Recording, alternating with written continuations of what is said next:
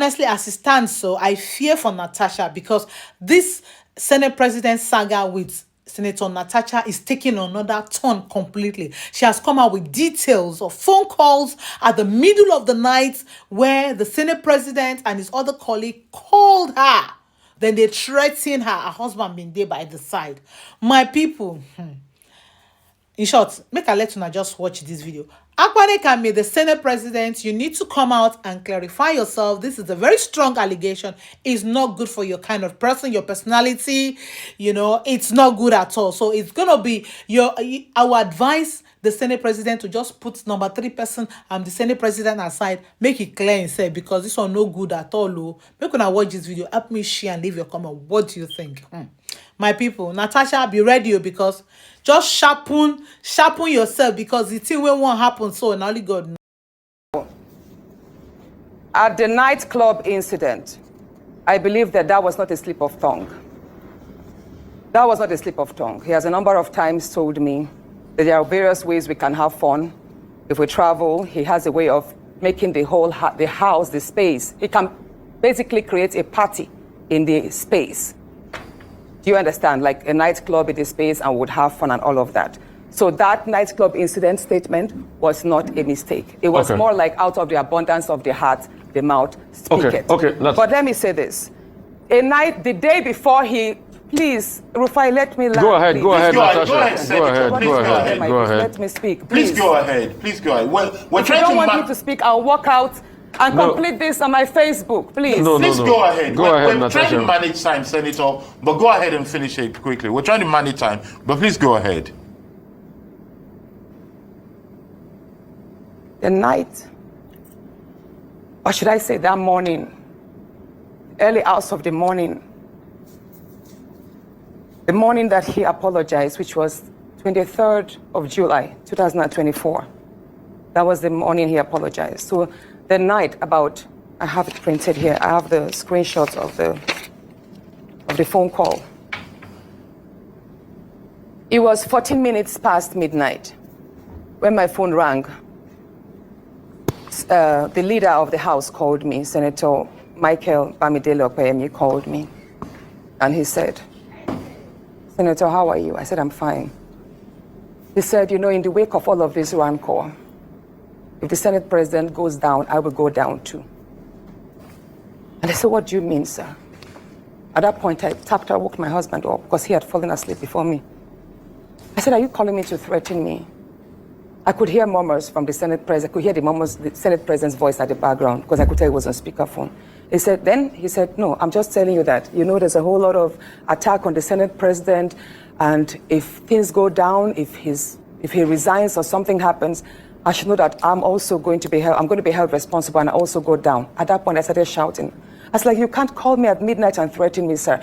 You can't do this. And mind you, I was actually surprised because the leader of the House is someone I respect greatly. He's a very good friend. He's a very calm person. And I believe, I'm saying it, that if he actually made those statements, he probably was told to do so. So I dropped the line. And then I dropped the line. The first conversation was just 2 minutes, 33 seconds. Then my phone rang again at 26 minutes past midnight, that same day. And then it was the same call, Senator Akpabio's line, but then it was the Senate President's voice. He said, Princess of the Senate. That's how he calls me casually. You know, I've been attacked. My wife has not slept for days. She's been crying. She's received lots of insults, all because of you. I said, no, sir, it's not because of me. It's because of you. I didn't force you to order that statement. And I did not call on the support I received from Nigerian women. So don't blame it on me. He said, no, he's telling me this because the Dane of Agbo, I think he's a king in Agbo in Delta State. So the Dane of Agbo spoke with him and told him that that's the Senate President, was the most hated politician in Nigeria at that point. Mind you, that was a few days to the protest. There was this end bad governance protest on the 1st of August, and this incident happened like a week before. So he said the Dane of Agbo told him, Mr. Senate President, you know, your rating is all low. You're one of the worst. You're one of the most hated politicians now. So I would advise, he said the Dane of Agbo advised the Senate President to leave Abuja because if he is caught in the middle of the protest, he could be attacked by the Nigerians. I said, so why are you telling me this, sir? He said he's telling me because he found it insulting that the Den of Akpabio would tell him to leave, to run away, to leave Abuja. And that he's telling me, Senator Natasha, I'm telling you, go and tell them that if anybody over the age of 20 approaches me during the protest, I will what was the word? Hold on. I will take that person down. The Senate President told me over the phone that based on the advice that the Den of Akpabio gave him, that he should leave Abuja in the wake of the protest so that he will not be caught and probably will not be approached or attacked by the youth. He said, Natasha, I have the capacity, I'm number 3 citizen. If anybody over the age of 20 dares to confront me, I will take that person down. That person should dare me with his life. I said, at that point, I started shouting. I now told my husband, he didn't know the phone was on speakerphone all the while because I'd woken my husband up from the first speaker. I was like, my love, can you hear what he's telling me?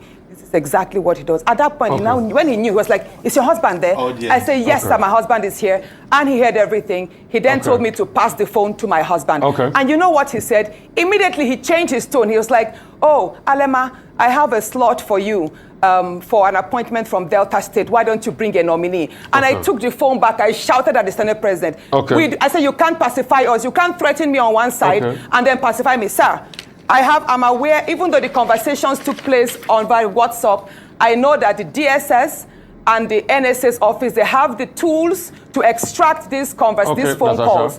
Publish if, yes, sir. Okay, Senator Natasha, thank you. So and he told me that, well, all you want, hold on, please. He then told me that, Oshay, all I want is an apology. He would apologize on the floor that morning and that he expects me to accept it. So all that morning, when I walked in, I was already threatened. I was already